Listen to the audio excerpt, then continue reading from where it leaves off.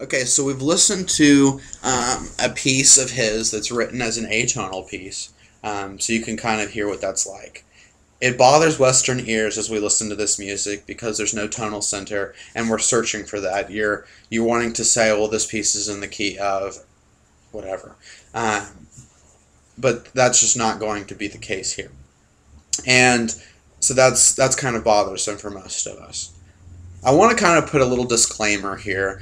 Please keep in mind that some of the reflections that are contained in this presentation are wholly my beliefs and preferences that are in regard to Schoenberg's later works. I actually really care for his earlier works quite a bit. When he had this, what I consider a mental break into atonal music, I I think that it takes a great deal of understanding and work to create these atonal pieces. I just simply don't believe that they compare to previous works. So that's my personal bias, so please take it as you will. But eventually, after the death of his first wife, Schoenberg met and married his second wife 10 months later. Following that, he moved to Berlin and he took a post as a professor of composition at the Prussian Academy of the Arts in 1926.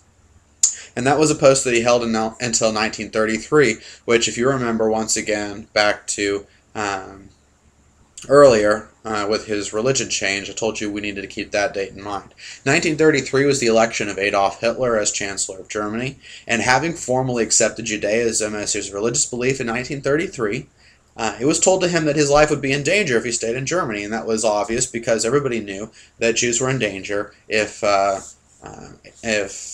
Hitler came to power. He did, so therefore he needed to leave. So he ended up leaving Germany. He migrated to the United States, and then he held several teaching positions both in Boston and in Los Angeles. Schoenberg found the last portion of his life to be rather unstable, mostly because he experienced a mental illness called triskaidekaphobia, which is the fear of the number 13. Now, if you remember at the beginning of the presentation, I said keep in mind his birth date, which is what? It was September 13th. This is very interesting. This was even such a problem that a piece that he wrote titled Moses and Aaron would eventually be spelled Moses and Aaron with only one R, for fear that the title could not contain 13 letters. He was so his fear was so misplaced that he didn't trust the number 13 in any instance, and he believed that his death year even would be a multiple of the year 13.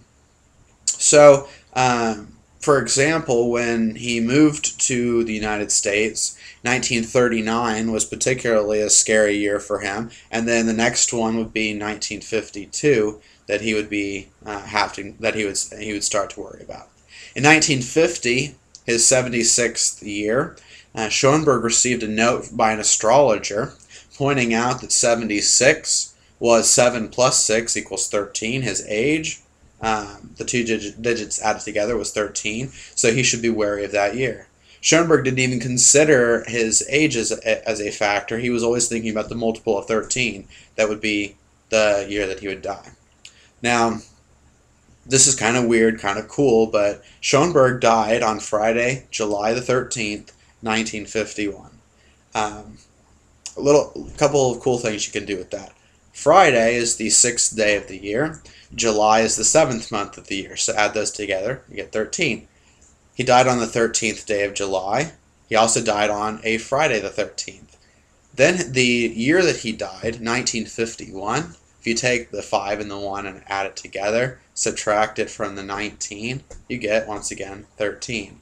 So he was born on a 13, died on a 13, just a lot of 13s all the way around. So maybe he was onto something. But for those of you that would not like to listen to his final composition, I've only included this as the last listening example, so there's no more presentation after that.